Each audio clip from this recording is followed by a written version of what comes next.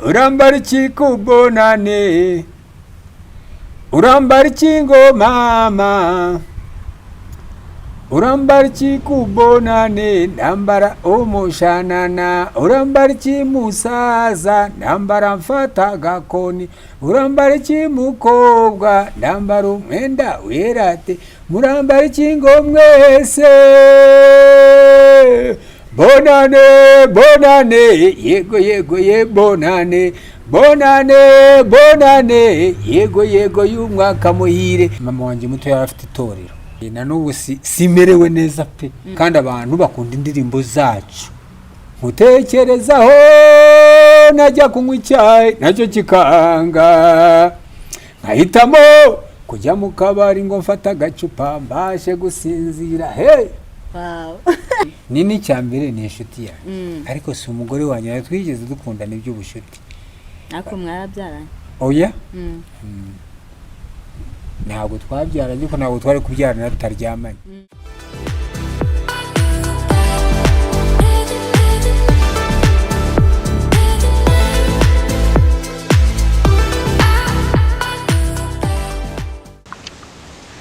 Mwongeye kwirirwa neza abakunzi ba One Fox TV. Nkuko mubizi rero n'udushya gusa uyu munsi turi kumwe n'umuregend yakunzwe na benshi uyu munsi kandi baracyanamukunda. Nta wundi ni Makoni Koshwa rero twakiriye kuri kamera za One Fox TV show. Tugwaye ikaze. Yes, amazina yanjye nitwa Makoni Koshwa.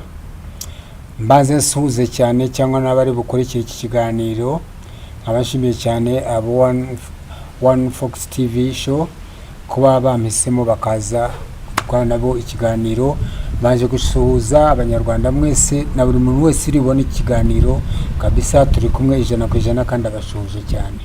Umwaka mushya muhire. Urakoze cyane. Uyu munsi rero tugiye kugana nawe Makoni Koshwa. Abenshi baragukunze bakunze ibihangano byawe.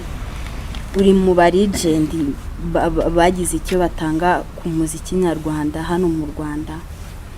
Ntabwo uyu munsi turagaruka ngo umuziki wawe ugeze hehe ngo se ngo gutya na gutya oya, ahubwo tugiye kuganira ku muziki icyo ku gaciro wahaye umuziki icyo wawutanzeho.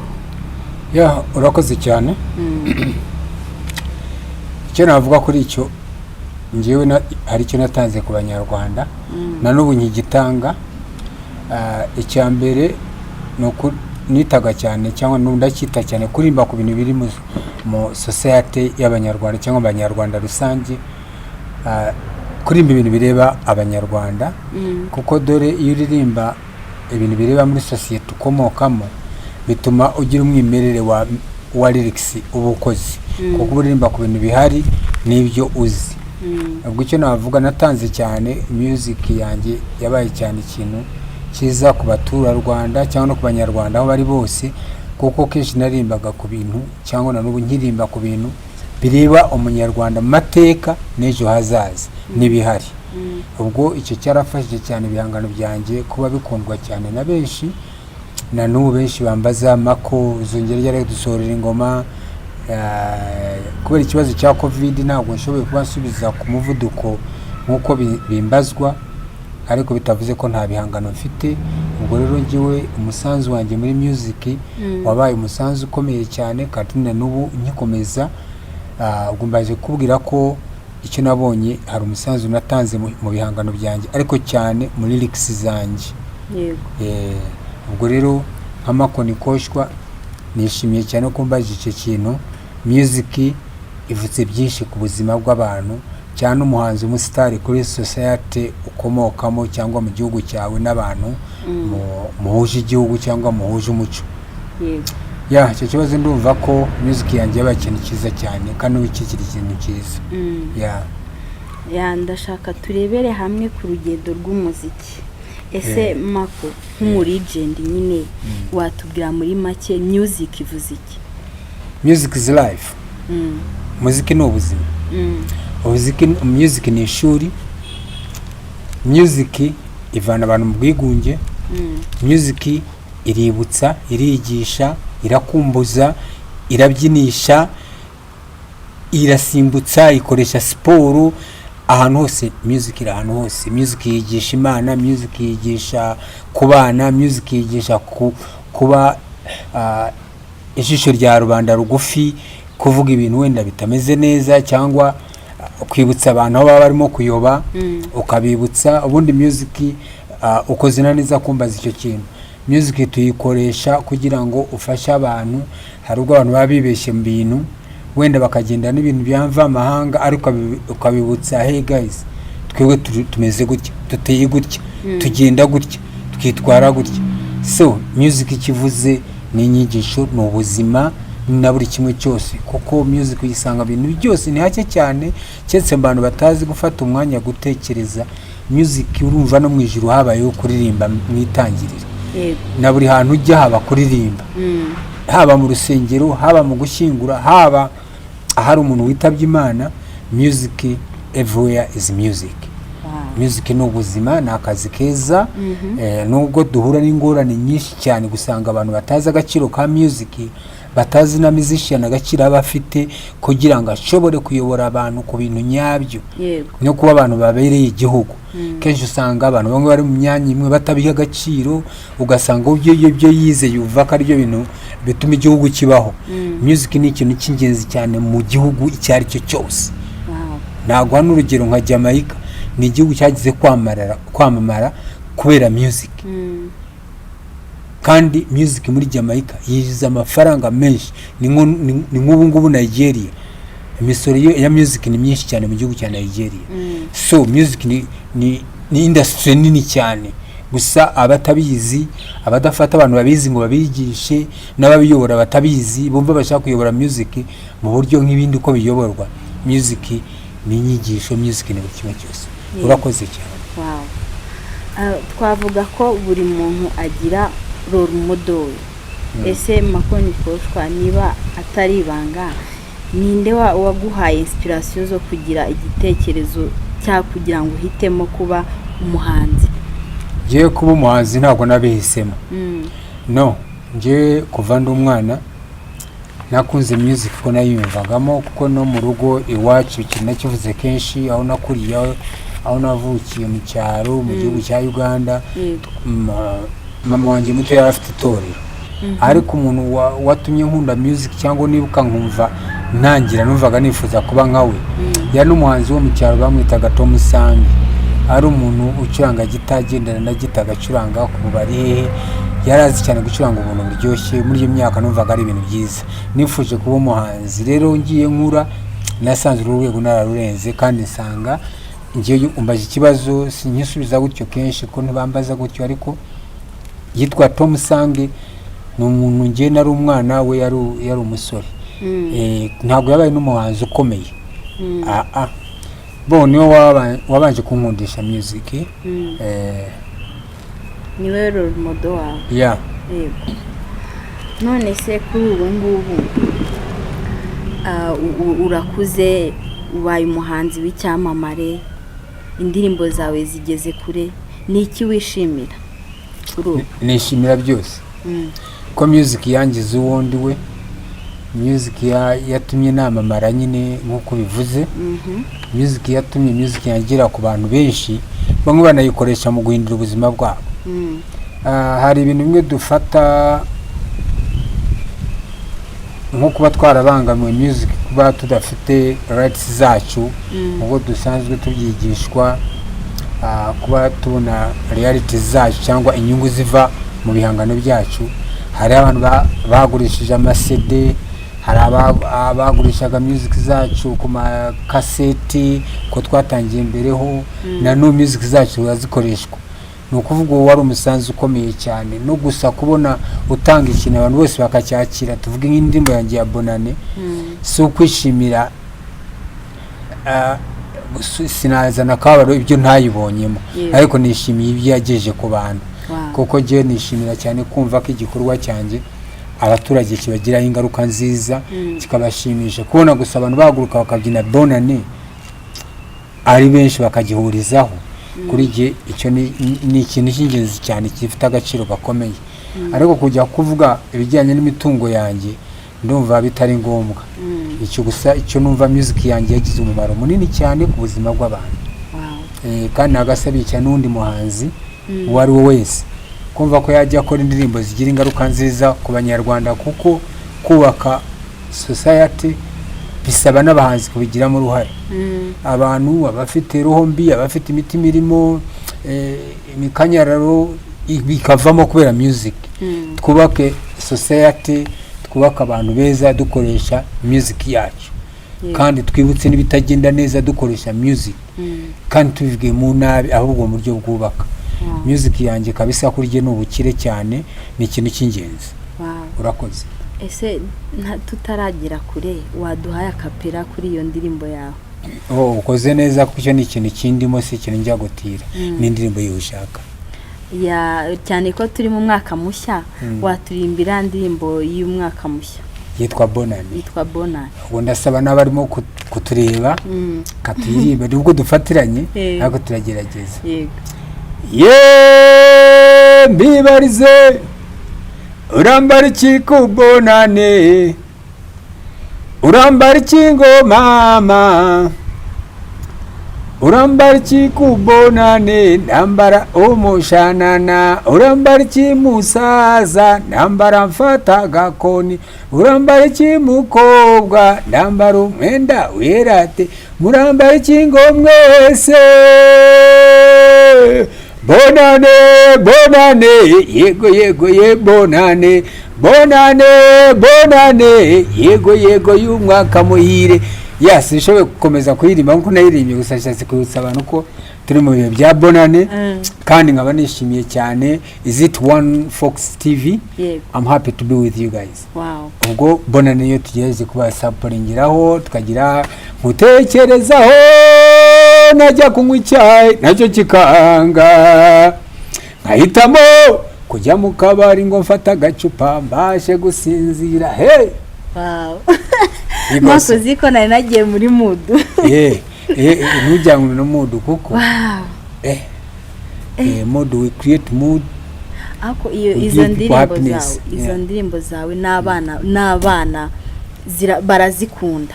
Ni ingeri zose bakunda izo ndirimbo zawe. Ni byiza. Twigarukire rero Mako, kuri ubu ngubu uyu munsi itangazamakuru uribona gute? Se niki wifuza ko itangazamakuru ryakura?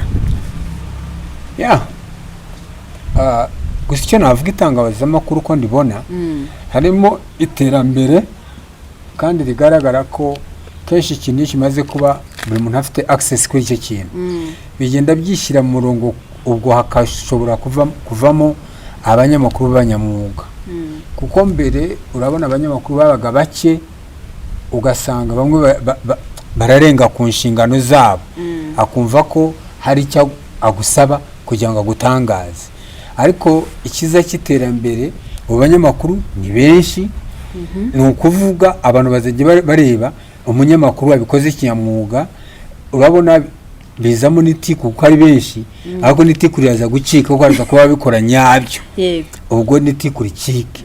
Nako akundi kuvuga ngo hari abahanzi barimba ibintu bibi, barimba ibyiziki, abantu babikunze fine, ariko yaje abandi bakabakosoza lyrics bakarimba ibyiza, ubwo music yateye imbere.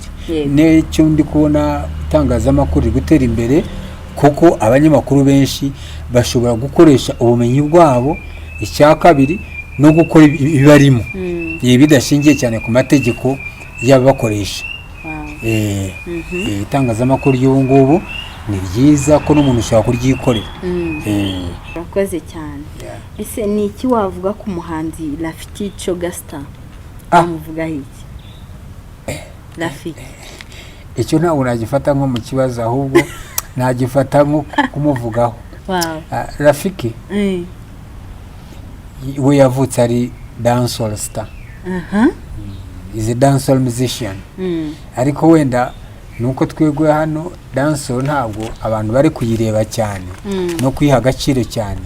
Rafiki is a dancehall star. Is a mega one. Rafiki ni umuhanzi kabisa nemera, ufite indangagaciro za buhanzi zose, kutajya mu tugambo tw'udutiku, kutababa mu buntu buri aho ngaho budafite icyo bumaze. Icyo mwemera wese Rastaman ni umunyakuri. Icya kabiri umuntu ufite talent, noneho umwihariko ni inshuti yanjye kandi rafiki icyo mukundira n'umuntu w'umugabo iyo yagiye mu kintu aba yakigiyemo, yari ugufasha kijyamo akigiyemo kandi akagitanga uko byifuzwa nk'umusitari uruhare rwe mu kintu. Icyo kintu ndakimwubahira cyane, ntabwo ajya agira cyane bwa wi. Icyo kintu ndakimwubahira cyane kandi ni umuhanzi mwiza, ni inshuti yanjye cyane cyane ubyumve. Hari indirimbo duherutse gukorana yitwa Tiyorane, ubwo yabirimo kuko ni indirimbo ye yansabye ko nabamo nibamo. Indirimbo nziza yitwa Tiyorane, ushaka kuyumva wayumva kuri Spotify. Yagiye out iri hanze Spotify, ariko we numvise ko azayishyira hanze ku mugaragaro amaze kuyikora video. Ariko uwo n'umuhanzi nubaha kabisa, Rafiki ndamwubaha bihoraho, sinzi ko hari n'icyaduteranya kuko is a good guy. Rafiki aho uri hose turagusuhuje, turagukunda cyane. Big up Rastaman. Twikomereze kuri experience ufite muri music. Watubwira ni iki kibabaza mu rugendo rwa muzika? Ikintu kibabaza cyane ni ukuba wiyumva mu bushobozi ubundi ukabura inzira ugaragarizamo ubushobozi bwawe. Hari ubwo ufite impano ukagana abantu uzi ngo baraza gufasha, ariko bo udafite magambo ko wasobanura uburemere bwa art yawe cyangwa uburemere bwa music uyumvamo cyangwa bwa art yari yo yose, ukabisobanura ko ukabona nk'ibintu bisanzwe kandi wowe ubona ari ibintu bidasanzwe, wumva bifite uwundi mwihariko. None ugasanga nta bushobozi ufite nawe bibwira ntibabiha agaciro. Rero aho icyo nagira inama uba muri iyo condition ni ugufata umwanzuro ukabyikora uko byumva. Urugendo rundi aho rubera cyane nuko iyo utangira uba utaramenya ko niyo umaze kuba umusitari buri kuzamuka n'ibibazo uzamuka nabyo byinshi. Kwanza hazamo expenditure, kandi mbere waruna agati ndashaka igishoro nkuri ni music yanjye nduhuke ntangiye gusoroma amafaranga. Ariko icyo navuga music iravuna cyane kuko habamo abaca intege benshi. Ushobora kugira abakunzi ariko ikibabaza ni abaguca intege ntabwo bamenya, ntabwo babona, bo baba bakwihisha isaha.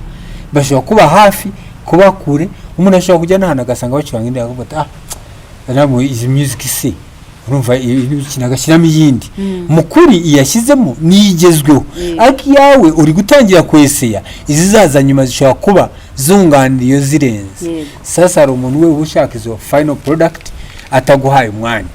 Second, niyo umaze kuba umuntu ukomeye hari abakuyobotse kenshi hari ubwo atakuyoboka kuko yaragupinze mbere. Rero ibyo byose ni ibintu bivuna umutima cyane ku muhanzi. Umuhanzi aravunika cyane iyo ashaka gutangira music, aravunika cyane, abaza benshi, akagirwa inama zipfuye nyinshi. Ariko icyo nabwira umuhanzi wari wese, ubushobozi ba muri wowe aho, ibindi nibigufasha kikuvemo cya kintu kandi ushyigikirwe gihari. Ariko gushyigikira bikiri ibitekerezo ni bake babyumva. So icyo navuga, umuhanzi yatangira aravunika cyane, impamvu ni nyinshi cyane cyane abamuca intege no kuba adafite amafaranga. Ikindi cya kabiri cyo navuga, abantu bose ama association y'abahanzi bose inama za buri gihe dukore no ku nama dukora n'ibikorwa. Dukore n'ibikorwa tuvuge ati habaho uburyo bugenewe abahanzi batangira, habeho ma workshop menshi, ubungange hari ibintu mba nagashatse kuvuga, ariko hakabaye workshop ukabwira abahanzi bato, abahanzi bashaka ubumenyi, si ukwigisha kuririmba ariko kubigisha uko bimera n'iby'ingenzi n'ibintu bya kirazira, si mu muco ariko mu buryo bwa music. Ibyo byose usanga kutagira workshop abahanzi barahavunikira cyane. Ugasanga aravunika n'ibitekerezo ariko ntabwo yagiye mu mahugurwa. Workshop ni ukuvuga kubona amahugurwa y'iminsi 2-3 nkuko dutegura inama zijyanye na copyright, ariko babone nabo mu workshop abahanzi bashya bagira mu workshop abahanzi bakuru baze bababwire bimwe ko babibona so kubigisha kuririmba ariko amahugurwa tukiri ku bahanzi kuba abahanzi badafatanya cyangwa ngo bashyire hamwe ubivugaho iki? Industry yacu nta mafaranga arimo n'igitinde nta mafaranga arimo nta mafaranga arimo kuko ikibazo cya mbere aho kiri abahanzi bacu bigoye cyane kuba bitegura ibitaramo mu bushobozi bwabo. Urakoze cyane sister. Ubundi music umuhanzi atungwa na music ye gute? Turetse kwihuta cyane no kugendera ku iterambere wenda no kujya ku ma YouTube channel no ku mbuga zindi zose twumva ko bahemba, ariko umuhanzi wakabaye iyo utangiye ufite indirimbo yawe ya mbere hagira ahantu uhurira n'abandi bahanzi mu bitaramo ukajya kuri stage cyangwa ubushobozi bwawe kuva ati jewe nituriye mu Gasyata ariko kuwa gatandatu harakaba ndakora yeshu bya bihumbi 320 ubonye biguha imbaraga nyinshi no kumenya video ukora uko ushaka kuyikora. Nzategura ibitaramo 10 uzankora video azakenera utangiye kwiyubaka mu buryo bwa business. Ariko twebwe umuntu arinda umustar afite hit 10 atarakora igitaramo, ategereze ko some companies itegura igitaramo imutore kuko akunzwe. Aho no hazira hahandi usanga umuhanzi yiruka bamukine cyane asaba nani posting yakarimbo kanje gasharing ukora iki, ariko dufite ahantu ibitaramo byinshi bihora bibaho. Ndasaba nabo bireba mu nzego z'ubuyobozi rwose abahanzi turacyenye kubera abahanzi tudakora ibitaramo kandi abantu bakunda indirimbo zacu, abaturage bakunda nk'ubu abahanzi bahari mu gihe cya covid abanyarwanda bayobotse cyane indirimbo z'abanyarwanda, ariko abahanzi covid nirangira byakabigiza bagakora ibitaramo byinshi. Rwose baduhora ayo mategeko barebe ko bayahuza n'abahanzi bakore, burya birashimisha cyane iyo umuntu afashe amafaranga agatanga valeur y'ikintu cyawe ukayibonera. Ariko tujya mu guesswork nakazi ko gupimiranya ikirere, bituma n'umuhanzi atangiye gukora abantu bakunze iki, bituma abahanzi basanisha ibihangano bisa sound zisa. Ariko ndashaka kubwira umuntu ava hano tuvuga umwana Abanyamirambo wakoze indirimbo ye irakunzwe agiye Rutunga ntabwo wabuzani yakora igitara abo aciye 80, ndavuga amafaranga make ashoboka, abikoze inshuro enye mu kwezi uwo muhanzi abatangiye kuba yihagazeho. Azamenya icyo asabwa kuzamuka, azamenya audience ye ikikeneye, cyatuma tugira music zitandukanye, variety of music. Categories za music twagiye nyinshi, twagiye reggae, raga, ravazmo kubiki just music, ariko hano usanga music yimiyoboye abantu bose niyo baririmba. Ni naho usanga wenda music yacu ya tradition itazamuka kuko abantu ntabwo babona bakora ibitaramo. Ndashima cyane mu bihe byahise tutajya muri covid, brother Masamba yajyaga akora igitaramo kuri Miracle, ariko wajyayo ukabona abantu ni benshi bitabiriye icyo gitaramo.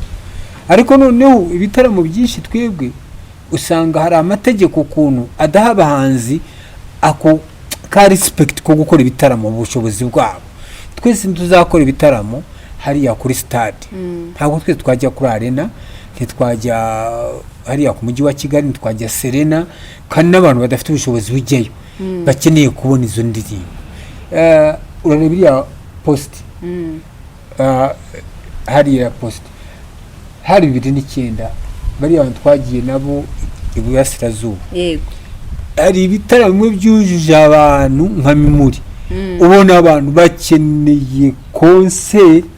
Twakoreye ahantu Mimuri sinibuka ko bayita, ariko abantu bari benshi mu buryo byarangiye ni ikintu gikari bakivanyeho kugira ngo abantu bakora iki, ukabona abantu bakeneye music nyarwanda kandi twahabonye amafaranga. Rero nkabona izo zose ni inzira ku bahanzi bato kuba babikwibonera amafaranga. N'abanyamakuru mwajya mbona amakuru nyayo, ariko ubuzi yuko ubona umuhanzi amaze imyaka 8 washaka performance ye ku mbuga ntuyibone, kandi wajya hanze y'u Rwanda umuhanzi ndi mu bukiyumva washaka performance uyibona. Iyo ni ninjye ikomeye cyane then. No kuvuga dufite materials abazikeneye kugira ngo tujye kubacurangira ntabwo tubageraho. Urakoze, icyo kibazo kibaye kinini nyisubije neza, kandi ahubwo bo bireba bumve ko bajye batudohorera dukora ibitaramo tubasanga abantu aho bari. Ntabwo uzakora igitaramo kuri arena umuntu wo mu Gasyata bose bashire kuri arena, ntabwo bizashoboka. Reka dusanga abantu aho bari, tubasange Musanze, tubasaye ku giti cy'inyoni. Buri muhanzi iyo afite ubushobozi cyane, iyo amaze kujya nk'akamodoka ke, ubu ni ukuvuga amaze kuba umuntu wikorera. Tujye kubona ngo business ni ngombwa mpaka umuntu yicara ahantu hamwe. Kandi bose abumva ibyo bintu mu byumve. Turashaka ibitaramo byinshi mu bushobozi bw'abahanzi. Buri muhanzi ukoreye Remera ahakorera, ugiye Nyamata ajyeyo, ugiye mu Gasyata ajyeyo, ugiye Rutunga ajyeyo, ugiye Kiramuruza ajyeyo, ahantu hose ugiye ufite ubushobozi ajye kuri Serena ajye bikore. Bizatuma buri muhanzi amenya ubushobozi bwe, kuko company runaka ifite promotion program yayo, niho bagiye guhangika babahanzi. Icyo cyonyine ntabwo gituma tubona amafaranga, nitwihagararaho bituma tuba abakene, kandi ntabwo turi abakene, dufite umutungo. Nsibe no kubintu byo kuvuga ngo okay, sino kuvuga kwanza nshimire cyane abantu bakora inama igihe cyose zo kubona abahanzi babona amafaranga mu buhanzi bwabo, bageze gushyira mu bikorwa copyright law nka Elsayu, ndabashimira cyane. Ariko no inzego zindi zihaguruke tugira ibitaramo byinshi bishoboka, abanyarwanda babyine music yabo, babyine indirimbo. Abahanzi bafite indirimbo nziza iki gihe, ariko abantu kuzibyina nubwo yakabaye covid idahari ntabwo tubona ahantu dukora performance nyinshi. Murakoze.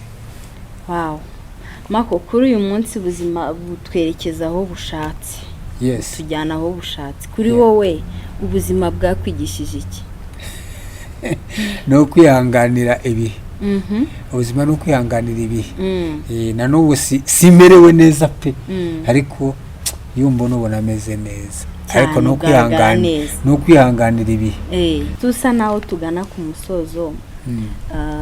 Hari amakuru twumvise ngo wigeze gukundana n'umuhanzi Nina. Icyo kibazo watubwira, wagira iki tubwiraho? Nina wanamushyize no mu ndirimbo ya indi waririmbye. Nina icyambere ni inshuti yanjye, ariko si umugore wanjye. Twigeze dukundana iby'ubushuti, ariko mwarabyaranye? Oya, ntabwo twabyaranye, ariko ntabwo twari kubyarana tutaryamanye. Nina ntabwo gusa ni inshuti yanjye. Njye ndi inshuti y'abakobwa benshi cyane abatangira kuririmba, kuko njyewe kenshi nzi cyane uko natangiye music. Nari umuntu hafi ya ntawe mu bintu bya music. Nanjye birantangaza mbona ubu kandi ndi umuntu uri we muri music. Rero n'undi yashaka gutangira music akanyigira, mutega amatwi kandi nkageza kubona ko noshye mworohera cyane, nawe kandi nkamworohereza kugira ngo abone ko bishoboka. Rero muri icyo kintu hari abandi bakibeshyiramo ko yo ubonana kenshi n'umukobwa muba mugamije imibonano. Si uko biteye. Nina ntabwo yigeze aba umugore wanjye, gusa Nina ni inshuti yanjye, kandi icyo cyatumye gitezamo n'umunabi hagati yanjye na Nina, kuko abantu babibaje kenshi ndabihakana bakabihakana, no kuva ko ari ukubeshya. Nina ntabwo yigeze aba umugore wanjye, gusa Nina ni inshuti yanjye. Ndanamukumbuye maze igihe ntamubona, nuzambona mbwete mpaka aragukumbuye aragusuhuza nk'inshuti yawe. Nako ntabwo Nina yigeze aba umugore wanjye, nubwo twakongera guhura, kuko Nina aranzi cyane, ndamuzi cyane ataratangira music. Afite impano nkuko nakuganira ibyabanje mbere, mubonamo impano. Ubwo rero niba nambere mujyanama, ntabwo byavuze ko aba umugore wanjye. Si ibyo. Abantu rero bari bafite amakuru atari yo kuri Makoni Koshwa na Nina, mwabyumviye ko abahaye kuri. Dusoza tugana ku musozo, ni iyihe nama wagira abahanzi bakizamuka mu magambo make? Abahanzi bakizamuka buriya buri muhanzi abashyushye ukwe, ntabwo wamugira inama ikomeye cyane, gusa kumubwira ashyiremo gukunda akazi ke, gukunda ubuhanzi bwe, kandi no kurwana kumva ko abikora neza. Ya kuko ubuhanzi buri muntu yatangira, njyewe ahantu nabanje kuririmbira bambonaga nk'umusazi, bambonaga nk'umuntu uzanye ibintu bidashobora kujyaho cyo byakora na gake. Ariko ikinshimisha cyane, abantu benshi bavuga ko nadukanye music iteye ukundi kuntu, kandi byaranshimishije. Nabo nuko bishobora kumera, gusa icyo nababwira ni ugukorera hamwe, gufatanya. Mugenzi wa niba kwatseti ngo ndirimbire refre, reka kumugora cyane, mworohereze, kuko buruka abahanzi beza bakomeza kuba mu generation industry biteye imbere.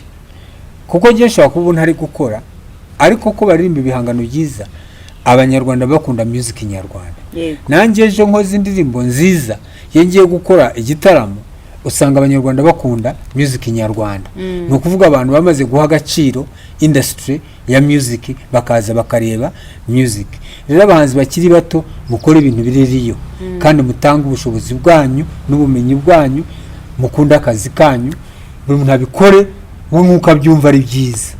Nta n'umuntu burya mu buhanzi ntawe ugomba no kwegisha cyane ngo ririmbe iyi style cyangwa ririmba gutya, kuko hari umuntu aririmba ibintu kuva biri off time, ntabwo ari manota, ariko somehow harimo ikintu wowe utari guha agaciro.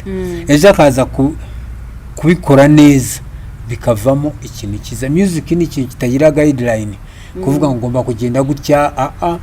Music ni nk'igiti, na industry ni nk'igiti. Igiti cyo kimeze, ubona kizana amashami, ukabona kigonda uko gishatse, igiti ukagikunda gutya, ariko ntiwakiyobora uko gishaka, mugira amashami atatu.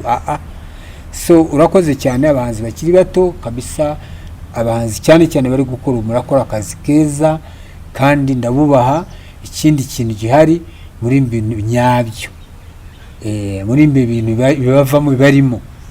Umuhanzi mwiza, hari umuririmbyi n'umuhanzi. Umuhanzi n'uririmba ibimurimo, muri ibi bibarimo man, abantu bumve message, abantu bakunda ibintu byacu bumve ko tububaka mu byishimo kandi mu bitekerezo. Thank you.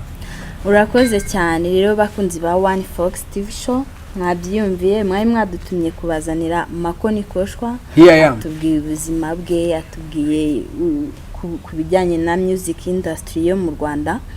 Mako, twishimiye kugutumira kuri kamera za One Fox TV show. Nishimiye cyane kuba ndi imbere ya kamera ya One Fox TV show. Ndabishimiye cyane, kandi biranshimishije. Urakoze cyane. Amazina yanjye ni Rosette Roxy. Tuzakomeza no mu bindi biganiro bitaha. Murakoze, mugire umunsi mwiza. Ciao.